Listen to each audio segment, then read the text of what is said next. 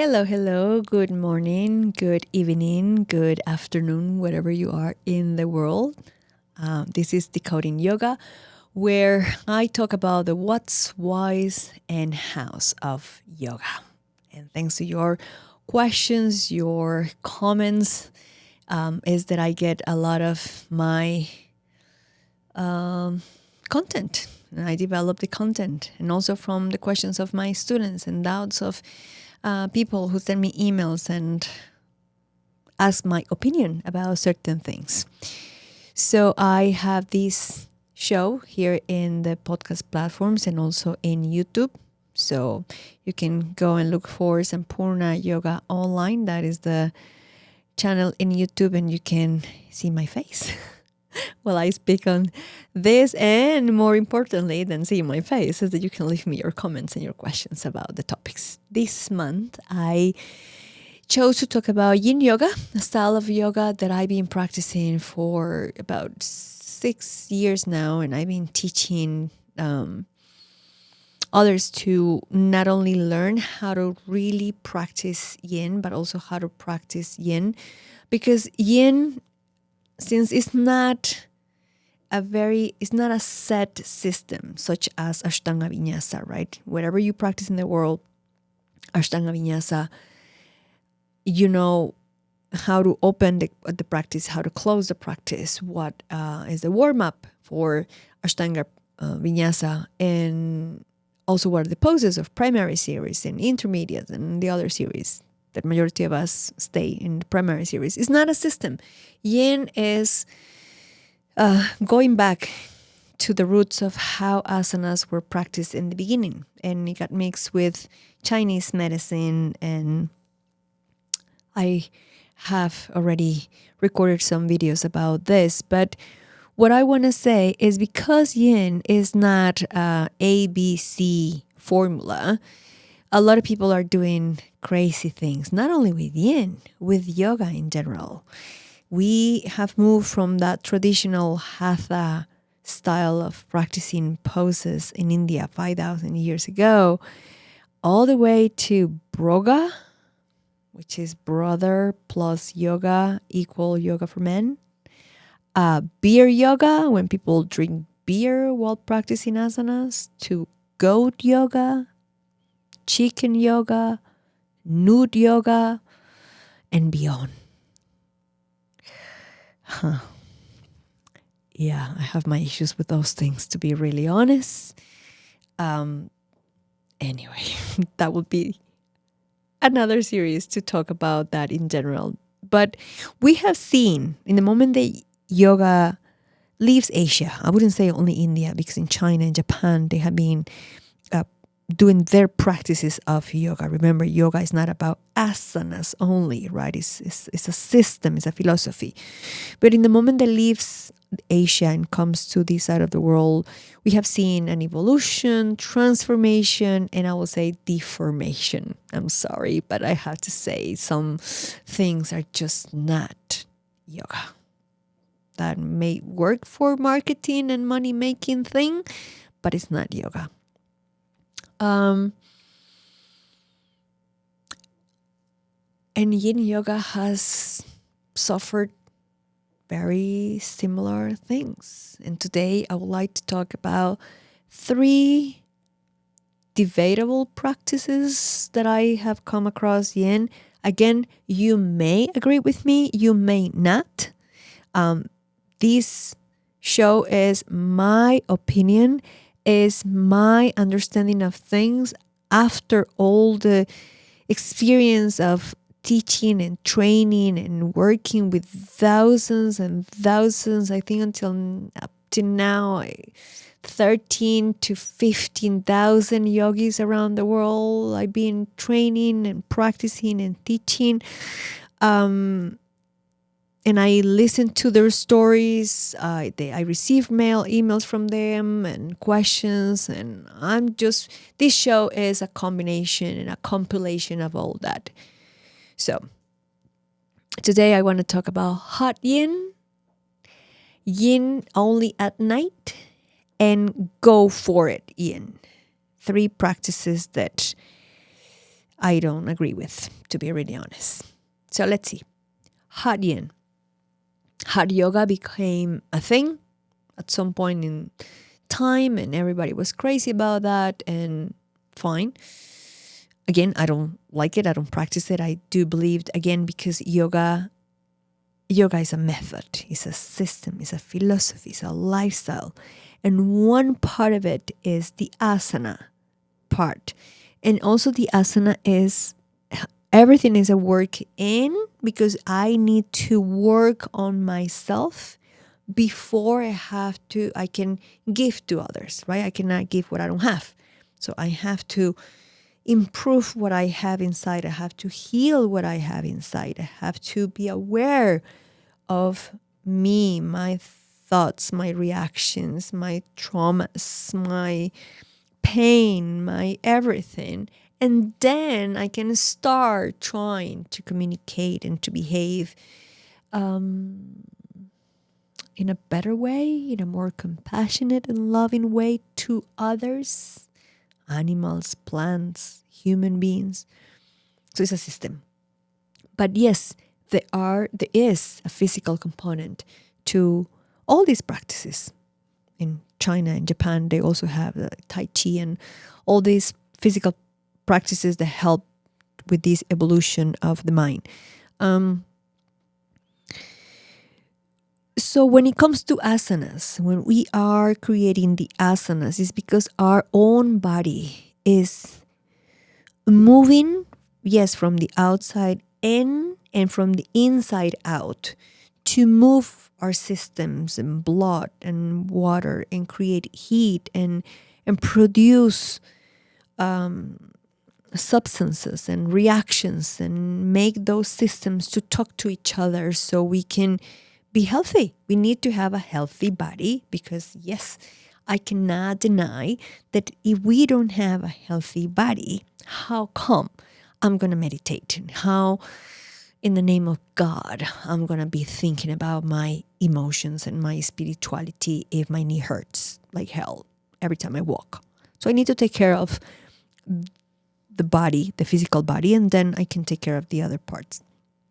So the hot yoga is just an exercise when you sweat a lot, because people think the sweating is positive. Sweat is a reaction of your nervous system.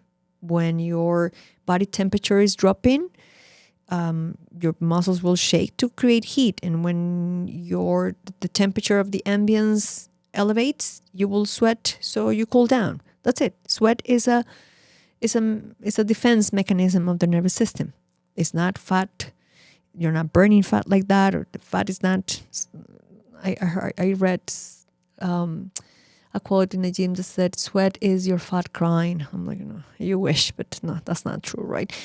Anyway, so if asanas practice in a hot environment is a debatable practice, now when it comes to yin, it really makes a lot of noise to me.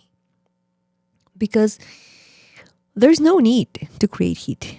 Basically, let's understand which structure in the body creates heat. The muscles. The muscles are the one that creates heat. The muscles keep us warm. The muscles create the heat. That's what I was saying before. When you're cold, you start shaking because your nervous system is telling your muscles to move, to shake, because that shaking repetition, that movement, it will create heat. It will increase the temperature in your body. So we don't want our muscles to be warm unnaturally, because then the nervous system doesn't have time to understand what is happening. Now, in yin, we don't need our muscles to be hot. We don't need our muscles to work. Our muscles are going to get stretched, yes, compress and twist, yes. Because again, and I'm going to repeat it again, stop saying that yin is only for deep connective tissues, not for the muscles. So what do we do with the muscles? We cannot put them outside of the shala, right? You bring the muscles with you. So yes, yin also stimulates the muscles in the fascia. Yin also works with those warm yang tissues, if you want to see it like that.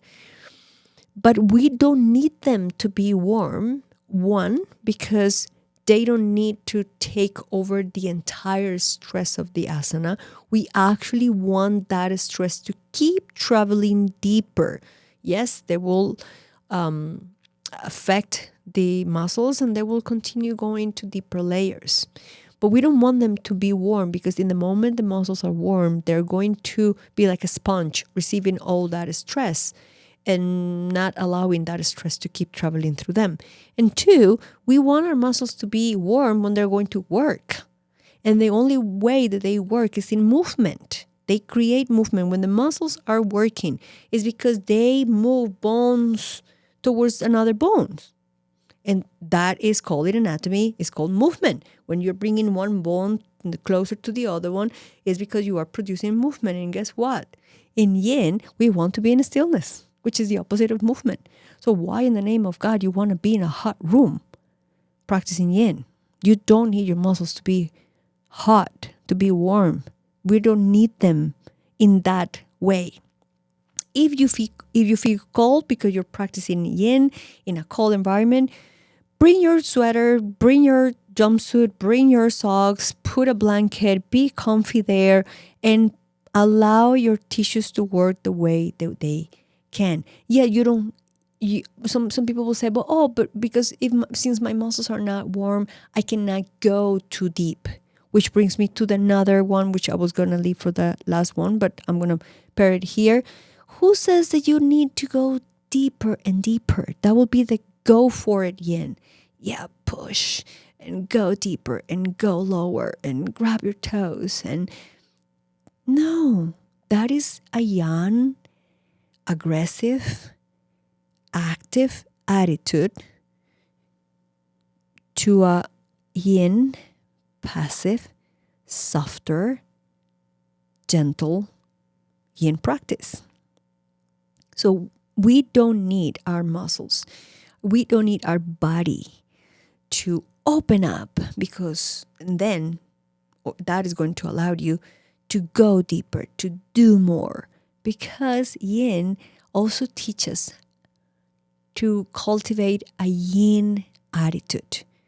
This modern life has taught us to be in a yang attitude, aggressive attitude, masculine energy all the time. Go for it and achieve, and success and money and career and go, productivity all the time, which is great. I'm not saying no. Yes, we all have to strive for better, for more, for deeper, for all that. Yes, but we also have to balance it out with nothing, with pausing, with calming. Otherwise, we will be facing burnout. That a lot of professionals out there are burned out.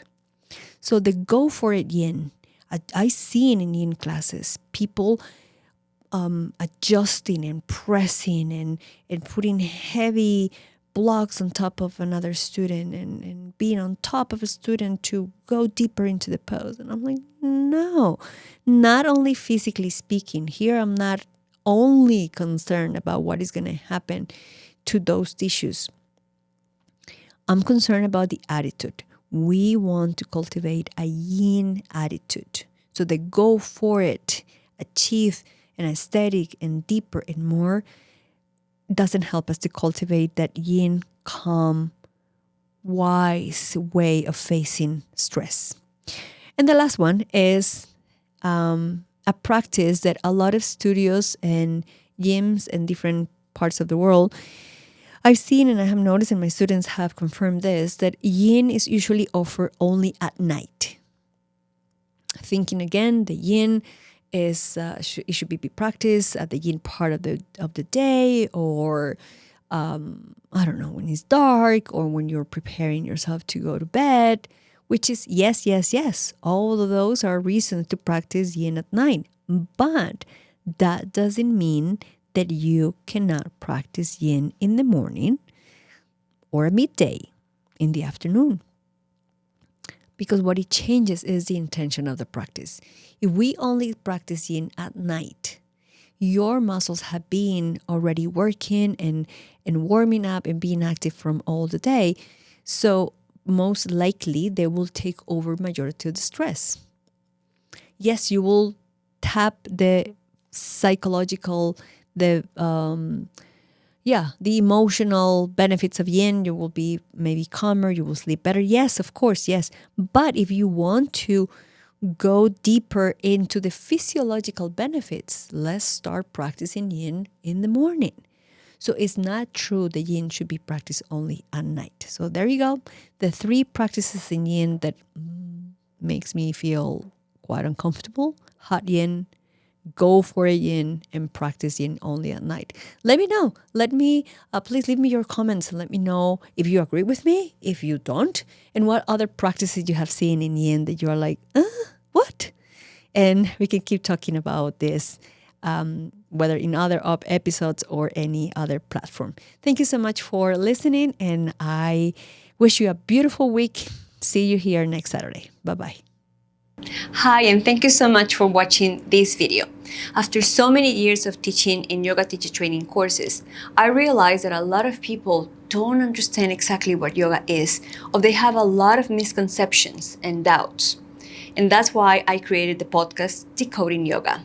Every week, I share a new episode with you where I talk about cues, about postures, about yoga as a lifestyle, about these myths, these doubts, these ideas that we have been repeating in yoga classes, and we don't even know what they mean. We don't understand what those cues mean, and we keep repeating them.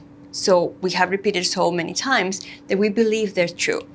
So I hope you can join me in the next episode. You can watch the video here, or you can look for the show in any of the audio platforms available. And if you have a question, a doubt, you have heard a myth about yoga and you want some clarification, let me know below this video and I will be happy to create a program to reply to you.